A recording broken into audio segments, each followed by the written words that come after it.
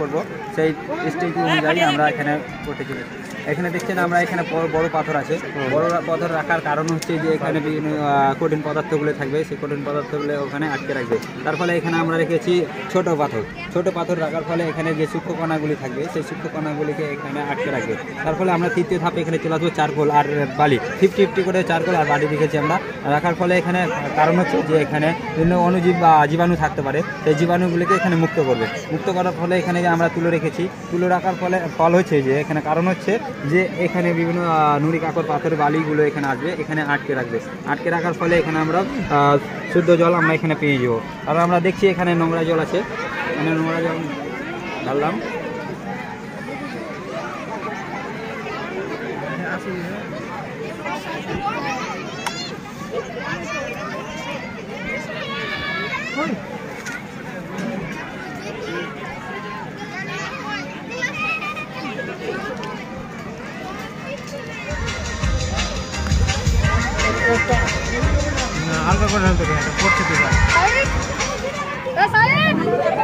আমরা দেখে নিলাম যে এখানে পরিষ্কার জল এখানে ডিফারেন্ট করে নিলাম, এটা ঢাললাম, এইটাই নোংরা জল থেকে পরিষ্কার জল আমরা পেয়ে নিলাম।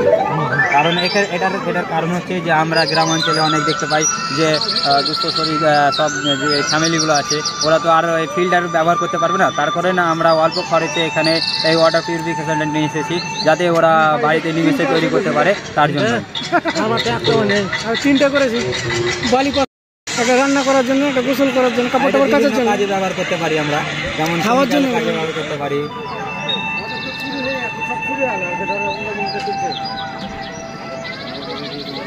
বালি পাথর দিয়ে করা আছে। লাইট শিখতে হবে, লাইট রেডি রাখতে বলা।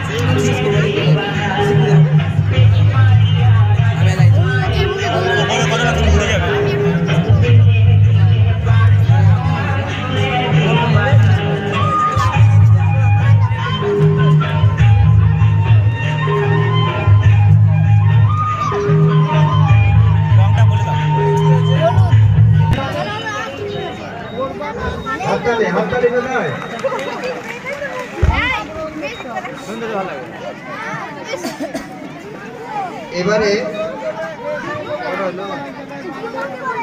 মুখ অভিনয় আপনাদের সামনে অটোমেটিক খুলছে, অভিনয় করে দেখাবেন। যে কোনো জল দিলে খুলবে, যে কোনো জল এইভাবে রেখে দিলে খুলবে। সিম্পল জল ছিল স্যার, খুলে ফেটে যাবে, সিম্পল জল ছিল। 11 এর ছাত্র দিয়েছে, কারণটা কি?